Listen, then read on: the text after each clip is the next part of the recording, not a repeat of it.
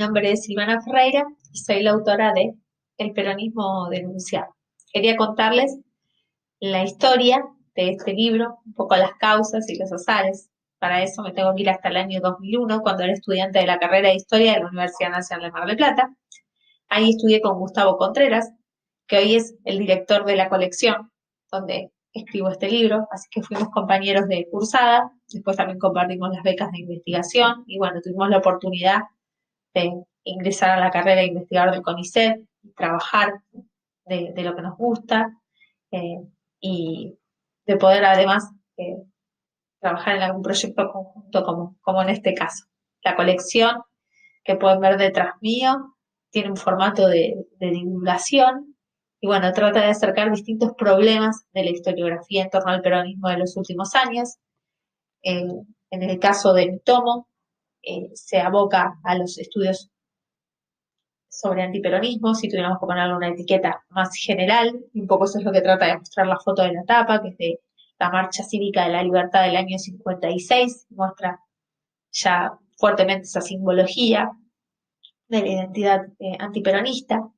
El antiperonismo, si bien no es el protagonista exclusivo del relato, sí es importante porque es un puente entre mis investigaciones doctorales que tenían que ver con la historia del Partido Socialista Democrático y estas investigaciones que tienen que ver con la Comisión Nacional de Investigaciones, que es la verdadera protagonista del libro. Esa comisión se creó en el año 55 tras el golpe de Estado que derrocó al peronismo, ese golpe que se autoproclamó Revolución Libertadora, tuvo una imaginación institucional vasta y creó estas comisiones que buscaban detectar supuestas irregularidades en el gobierno anterior. Eran algo así como un acompañamiento para el Poder Judicial, ya que estas comisiones iniciaban las causas que indagaban sobre esas irregularidades y era después la justicia la encargada de dictar condena en torno a ellas.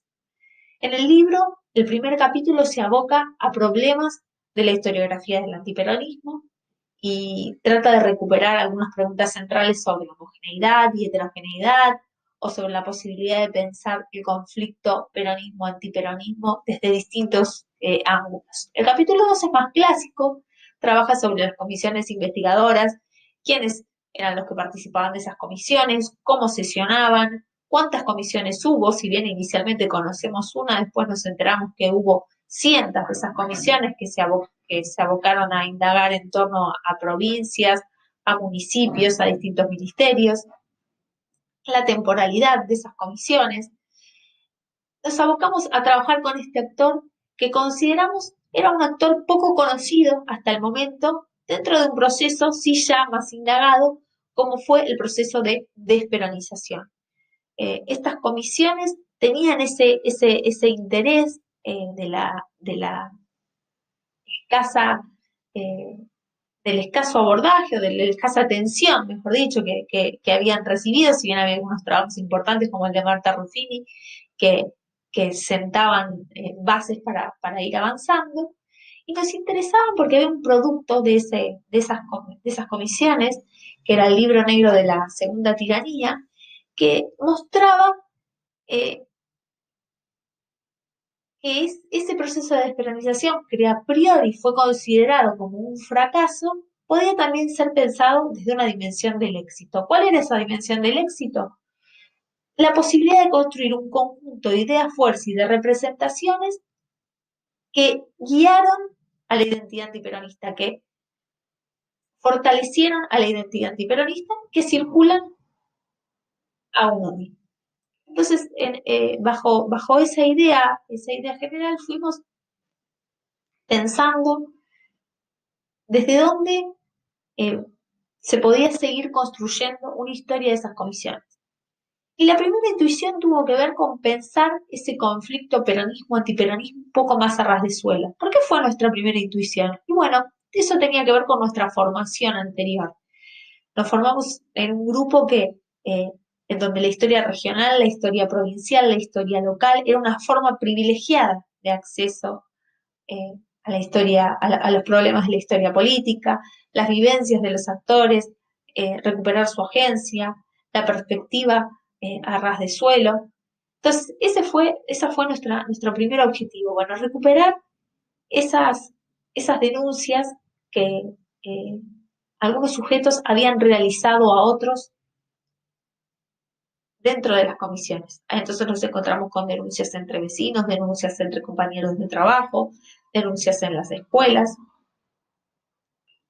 que nos mostraban el quiebre del orden social que había ocurrido durante el peronismo. Y nos mostraban también superposiciones entre lo político y lo privado que nos permitían complejizar esas visiones que teníamos sobre el peronismo y el antiperonismo.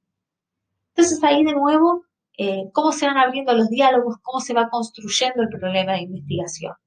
No nos quedamos únicamente con ese diálogo con la historiografía regional del peronismo o con esos diálogos con la microhistoria, con los voz de escala, sino que empezaron a aparecer otros textos que nos abrieron nuevos campos historiográficos.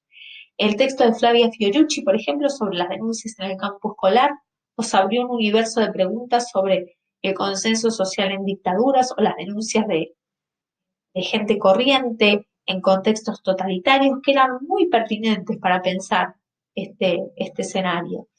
Y aparecieron también algunas preguntas que venían del campo de la justicia transicional, que tenía que ver con pesar estas comisiones investigadoras junto con otras comisiones investigadoras que hubo en la historia argentina.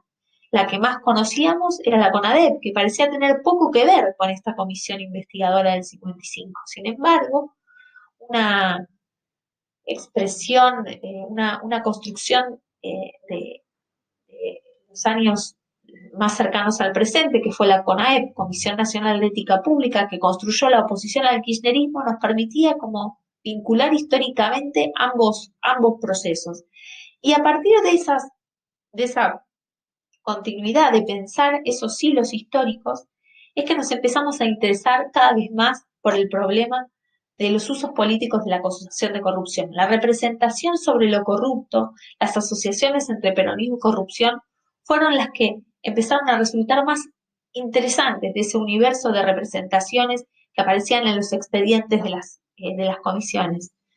Como ya sabemos, toda historia es historia contemporánea, y el momento en el que estábamos escribiendo el libro hizo que ese eje, ese enfoque fuese uno de los privilegiados. ¿Y qué preguntas nos empezamos a hacer? Bueno, nos pareció interesante este enfoque de los usos políticos de la acusación de corrupción para dejar de pensar lo corrupto como algo esencialista, únicamente desde lo moral, sino tratar de enfocarlo desde lo histórico. ¿Qué era ser corrupto en el año 55? ¿Era solamente o era enriquecerse a partir de la utilización de lo público, de la apropiación de lo público, o había otras aristas? ¿Qué rol tuvo lo moral?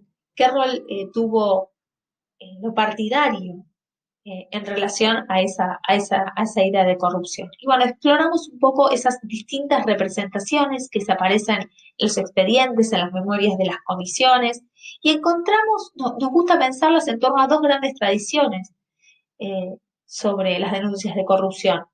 Y una tiene que ver con pensar las denuncias de corrupción como una lucha por la virtud cívica, mientras que para la otra, las denuncias de corrupción son una muestra de ataque a los gobiernos nacional populares. En las paradojas, en las tensiones, en las aporías entre estas dos tradiciones nos gustó construir nuestro relato. Por supuesto, teniendo en cuenta que en las aporías siempre puede haber desequilibrios de poder y que esa mirada al pasado que construye el historiador tiene la obligación de desarticular y de desandar esas dominaciones.